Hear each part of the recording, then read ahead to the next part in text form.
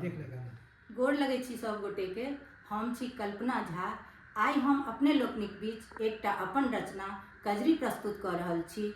हमरा संगे हारमोनियम पर संगत कऽ रहल छथिन श्री लाल बाबू राय जी और तबला पर संगत कऽ रहल छथिन श्री टुनटुन पंडित जी।